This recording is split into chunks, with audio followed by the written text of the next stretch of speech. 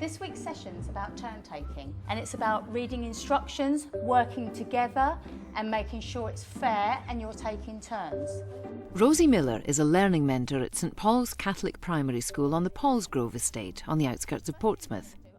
With fellow learning mentor Jackie Wallace, she's been instrumental in improving behaviour in the school, in part through social skills classes like this. Life isn't fair sometimes, so we won't be helping you very much at all. We'll be standing back and watching you take turns, doing things fairly, okay? Rosie's behaviour interventions stem from a time several years ago when the school identified a number of children with severe behavioural problems. The behaviours were to do with swearing, kicking, biting, stone throwing, rudeness in the classroom, children refusing adults when they've been asked to do something reasonable. What we're going to do is go straight on now. We're going to do a piece of drama about not getting your own way and dealing with it. The school uses sleuth software to track and analyse behaviour and help to identify pupils who will benefit from intervention. So, how do we start off? Well, she needs to leave the classroom, so she picks someone, and that's me, and then Sam has Paddy and runs out of the room. Selected children attend social skills classes one afternoon a week, usually for 12 to 16 weeks. So, when you're ready, Jess, your group can begin. Today we're going to talk about friendship. Who knows what makes a good friend? Joshua? Well, they're just really good friends, like they listen to you and they just don't really boss you around. Right, where's Sam just gone? He's gone off in a paddy because he got picked last. I don't know. And again. Sam, out of paddy place. No more paddies.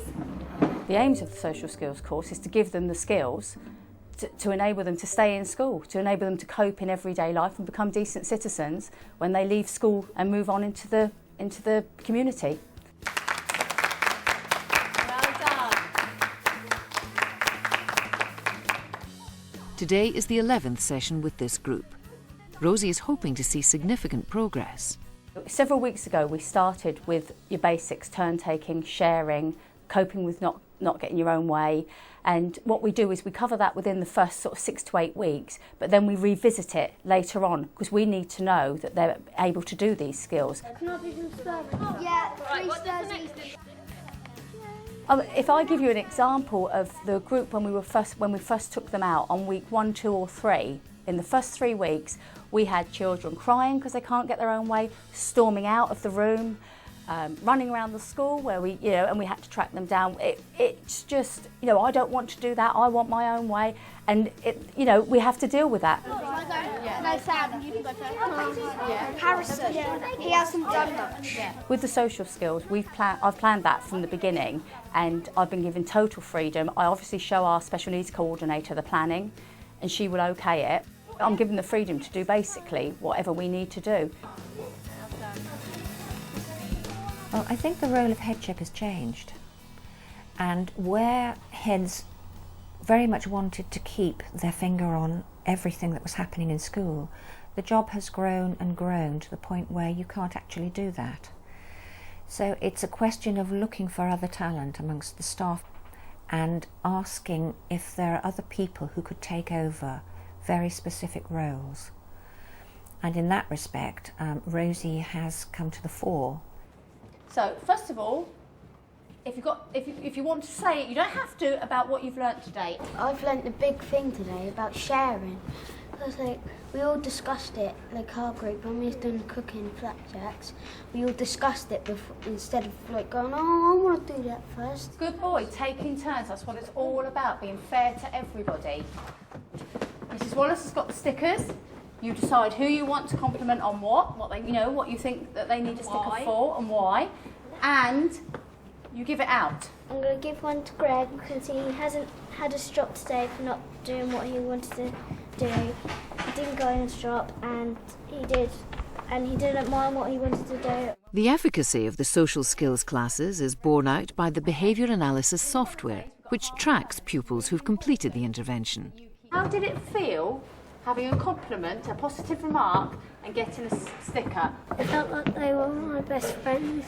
That's lovely. What we have found is that a lot of our children who had most difficulty began to take a much lower profile in terms of what went on, both in the classroom but mostly out on the playground. So we could identify quite quickly that it was having an effect. I'm picking Miss Miller for being so helpful today. Learning mentors from across Portsmouth have been introduced to Rosie's and Jackie's ideas, and at St Paul's, class teachers have been better able to focus on teaching. The difference that I see for the rest of the class when these children participate in these social groups is that the whole class is a lot more calm, and I have all my attention on everybody then, not just focused on one child. Rosie also works with Jackie and the school's special needs coordinator in running parent power courses. They boost parenting skills and complement the work done with pupils. Last time we felt that we needed to target the parents of the Key Stage 1 children.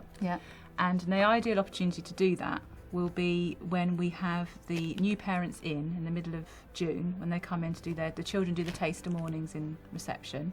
There will always be new pupils and parents who'll benefit from Rosie's skills and commitment. But for Fran Chapman, the difference Rosie has made is long since apparent. Looking back over the last few years, we can see that the school has moved tremendously, and the whole atmosphere in school has become very calm. Rosie is an exceptional person, but she is a hard taskmaster. They know that they have to meet her standards, and her standards are high, and that brings out the best in them. So we've got all these speech marks, haven't we? People talking to each other. And then we've got some special punctuation here. I think it's because they want you to pause his thinking. So they've got to debate, haven't they, and decide, OK, let's see what they do. 200 miles away at Bracken Lane Primary School in Retford, senior teaching assistant Helen Skelton is making the difference to children's education through the Better Reading Partnership. Rescue Centre. That was a really hard word, that. Well done for reading that. Because it doesn't sound like it's going to be a k at the front, does it? What does it sound like it should be? I say certain. It does sound like s at the beginning, doesn't it? Good boy. It's a 10-week programme to develop literacy, in which adult reading partners work one-to-one with children. Barking question. Right, let's break it down again. Look. What's that word? Started. That's well done. Barking questions. What breed are you?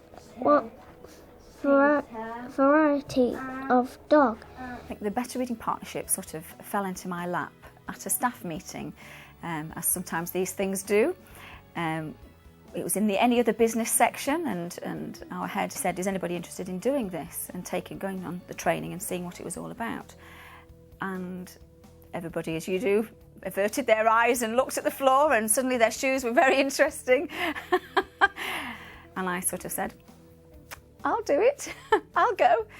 Helen is conscious that her willingness to take on new things has been complemented by supportive management.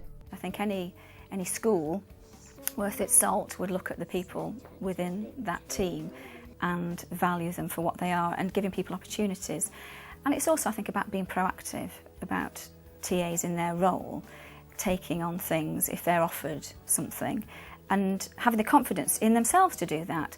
I think historically the potential of teaching assistants has been overlooked. I think very much their role has changed over time, and they've now gone from the old image of a classroom assistant who would, mix the paint and tidy things away. Leaders now and leadership teams in schools are now looking at the characteristics of the staff and actually identifying who has the talents and enabling those talents to be nurtured. So how do you think it's gone this time? How have we found it? I think it's been fine. I think we could do with some new books. Helen still works one-to-one with pupils, but her primary role has always been coordinating the reading scheme. This includes regular meetings with existing reading partners and being persuasive when it comes to recruiting and training new ones. The culture within our school has very much had volunteering embedded in it. And I think basically I've come along and capitalised on that. I do feel that people are running in the opposite direction sometimes on the playground when they see me. Oh, there's that woman again. What does she want? Well, there's a new course come through. How do you fancy this? Do you feel this might be beneficial to you? And you also couch it in the terms where it is. You're choosing the people that you know they're ready to do something for themselves as well. Jenny Heath has been a reading partner for 6 years, and she's seen how Helen makes things happen. She's like a dog with a bone, really. It has been her baby, Better Reading Partnership, and she took it and she ran with it. And she has made it a success in school. She has recruited people, because people don't have time, but she has managed to have quite a little army of mums who come in and do it, and they all enjoy it. They have made a huge difference. I'm really pleased. They've done very, very well. Yes. When I've done the teacher assessment, I'm really concerned about her because she hasn't made the progress that I was expecting. Right. Helen works with class teachers to identify which pupils would benefit most from the scheme. Year 2 teacher Lizzie Moore is keen to select the next children from her class, having witnessed powerful effects on previous groups. The Better Reading Partnership has had a huge impact on the children in my class because the children that I chose tended to lack confidence, and they were the children that were just bubbling under, and they hadn't got the strategies there to be fully independent readers. And now those children are able to go and choose their own books, and they can read them independently, they're enthusiastic, and their levels have just gone up. Now this morning we've got some other successes to celebrate, and it's not celebrating writing, it's celebrating reading, isn't it, Mrs. Skelton? It is, yes, so, it is. Mrs. Skelton, if you'd like to tell us who we're celebrating this morning. Thank you, Mrs. Ratcliffe. These children were specially chosen, not because they couldn't read, but because they could read, and we wanted them to make them really fantastic readers, okay? They were good readers before, now they're fantastic readers. Helen has been very careful to ensure that the reading scheme is viewed as something for pupils to aspire to, not as a chore. Completion of the course is deliberately rewarded with certificates, book tokens, and a very public acknowledgement in assembly. The results of her hard work are easily quantified.